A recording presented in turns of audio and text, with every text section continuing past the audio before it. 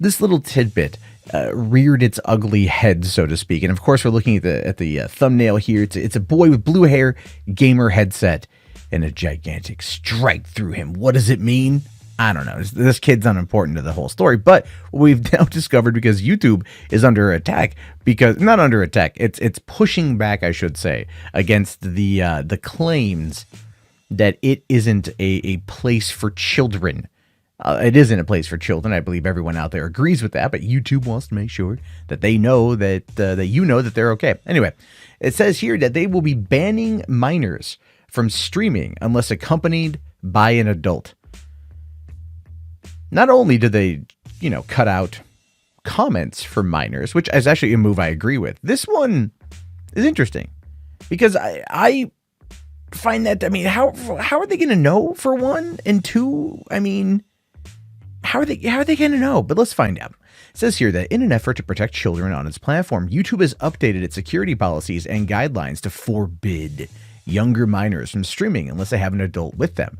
The safety of children and families on the platform has long been a concern that's become more talked about recently, and YouTube says the restriction on the service's live features is one of several ways it's taking precautions for younger audiences and content creators. YouTube covered this latest measure and others in a blog post, which discussed what has and is being done to discuss YouTube's younger demographic. Well, I know I've said this, and I think other people have said this as well, that it might come a time when YouTube just needs to excommunicate children from the platform. If parents are running vlogs or whatever, or little videos and kids appear in that, then that's one thing. But to give a channel to a child, or to, I don't know, I kind of go back to something like Ryan's Toy Blog, right? Or Toy Vlog, whatever that show is, that's worth $7-8 million a year or whatever. The kid makes a lot of money reviewing toys. He's a child. Does it apply to them? And that's a whole big debate that's happening right now. But anyway, the blog post in question listed the restriction of live streams from younger minors as the first of several changes that have been made over the past few months. Well, the first of several changes. I'll be very curious to see what they do with that in the future. Unless they're being accompanied by an adult, younger minors, as the blog post describes them, will not be allowed to live stream any longer, and channels that violate this rule run the risk of having that live streaming privilege removed. But how many kids actually live stream? That is my question. How many kids actually live stream, and how many do it without a parent being around? You have to be 13 years or older to have an account. We know that there's a lot of kids who lie about that. And and YouTube knows they lie about it. Their parents know they lie about it, and no one really seems to care. But how many times do you hear about children streaming? I'm not saying it doesn't happen. I'm saying that for me, it just feels like a bit of a foreign concept because I don't hear about it very often at all. Now, YouTube says, we've updated our enforcement of live streaming policies to specifically disallow younger minors from streaming unless they are clearly accompanied by an adult. Channels not in compliance with this policy may lose their ability to live stream. We've also launched new classifiers, machine learning tools that help us identify specific types of content on our live products to find and remove more of this content. This change follows a move from months ago where YouTube said that it would disable comments on tens of millions of videos featuring minors.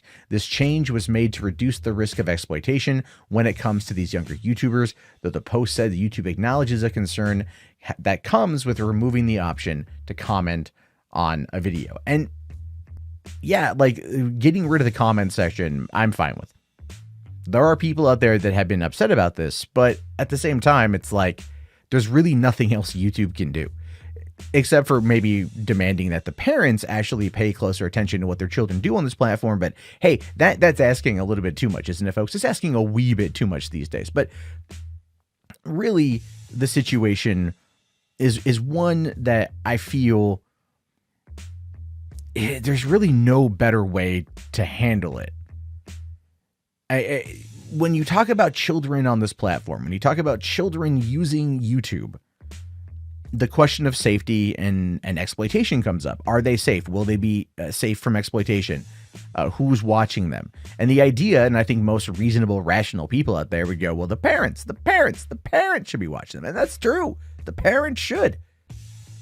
But we don't always get that. We don't always get that. And then it comes to the company to try to step in and fix it. And the company is stuck because they're like, look, we have to address all of these things. We have to address all of these scenarios. We have to address all these tens of millions of videos and all these hundreds of thousands of creators. And this is what they choose to do.